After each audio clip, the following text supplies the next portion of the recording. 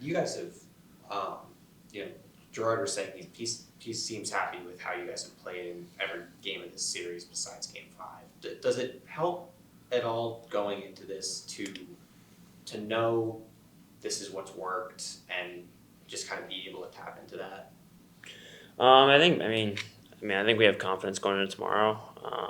We've played, like you said, Turk's been happy with probably 5 of the 6, and we feel like we have a recipe for success, but they probably do too. So it's kind of one of those where both teams feel confident. It's just going to be a matter of who can play the closest to a perfect game tomorrow. Coming into the team when you did in the season, what is it about Turk's coaching style that you guys have perceived works so well with this group? I think at the end of the day, he lets you play hockey. There's not much thinking out there. You make a mistake, don't worry about it. Go out there and make the plays you know how to make. So, for me and Copper, I think it's been an easy system to adjust to. Not many X's and O's. Just at the end of the day, you're a professional and you got to play hockey and make the plays to help the team win. Connor, you've been playing with Connor Hellebuck in Winnipeg. Mm-hmm. He's obviously one of the best goalies in the NHL.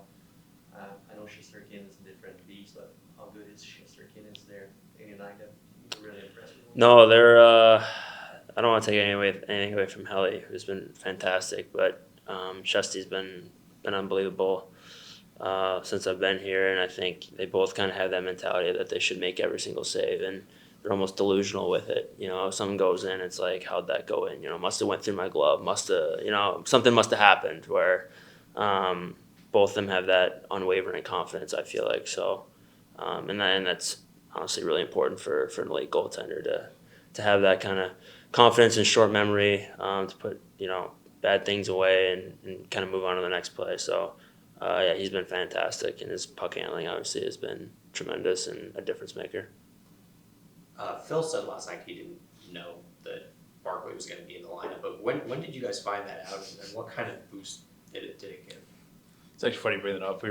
Me and him were driving in the rink together, and Goody was there before us. We get there early. We get there around last night. We got there around 5:00 for 8:00 game. And I was like, Goody's here. He's like, oh, I think he might be playing. I was like, See you get in there. What are you doing here? What are you doing here? And he's playing. So it doesn't surprise me at all. Guy who's won cups and knows what it takes to win. To see him come back from injury like that so quick, and what he brings to our team, it's something that you can't replace. And to have him in our lineup, it gives that extra jump for sure. How does it change the way you guys can play, whether it's penalty kill or just, in general? I think, he contributes all over the ice. I think, 5-on-5 is such a calming presence, always makes the right play. He's physical, huge on the penalty kill, wins faceoffs, adds, another physical element. So I think, from a player's perspective, he's a leader and, someone you kind of look to he plays a game that everyone can replicate to a degree, and he just does it as good as anyone I've ever seen.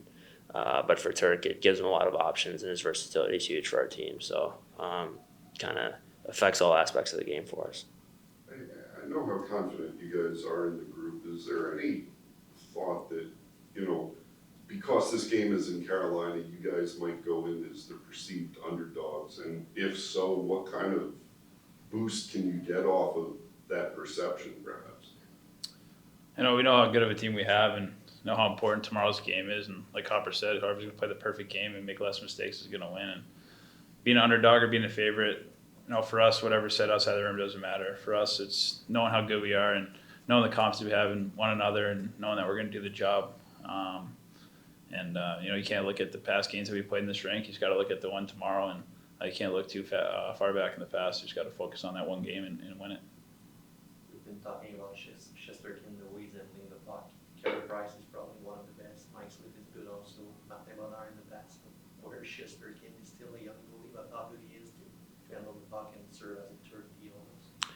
Yeah, I think I've seen a lot on the power play where he kind of quick ups when the other team's trying to change and can kind of keep tired penalty killers out there sometimes, or can kind of lead to catching them on the change and on man breaks. And then I think the one was just a setup yesterday, but then the other one you saw him make a head high breakout pass to Phil, but his confidence back there and his ability to alleviate the forecheck, which is Carolina's strength, has been huge. And we'll need it again tomorrow. I know it got called as a penalty, but for him to make a physical play to get that interference, what kind of reaction? Was there any chirping or, just what was the player reaction to that play? I think we were joking around. I think we were hemmed a little bit in our zone. I think guys were joking that's a good penalty to take at the time. But no, he's involved in the game, whether it's playing the puck or making the saves. And obviously, guys are going to try to get underneath his skin. He's the best goalie in the league. So, but he's calm, cool, collected, regardless of what's thrown at him. So, you got to give him the credit. He's a gamer. Is he cursing at other players in Russian, or is he good enough to curse at them in English? I don't know. Who knows? Who knows? All right, is it our guys not to be nervous for a game 7, or you need to be nervous? No, you need to be. I mean, I don't know if nervous is the right adjective, but like anxious a little bit. Obviously, like it's kind of win or go home. So if you're not nervous, then you're probably in the wrong sport or you're not caring enough. And so it'll be fun tomorrow, though. I think both teams are looking forward to it. And especially when there's only 5 teams left standing right now, and you got a chance to eliminate one tomorrow. Should be a good atmosphere, and it should be fun. Things got pretty, I guess, chippy last night in the third period. Is there a level of animosity between the two teams at this point, or is that just a product of you seeing the same guys for 2 weeks straight, or something else? I think it's just scenes. You play a team 7 games. There's going to be a little bit extracurricular stuff after the whistles and all that stuff, but it's whatever happens on the ice is left on the ice, and you just battle between the whistles and try to stay out of the stuff. And obviously, some games have been there's been some leads late and trying to get momentum for the next game, but we don't pay attention to that stuff and just focus on whistle to whistle. Where's the balance between kind of making sure you're sticking up for everyone and doing all of that, and also not taking any penalties that you shouldn't be, or doing anything?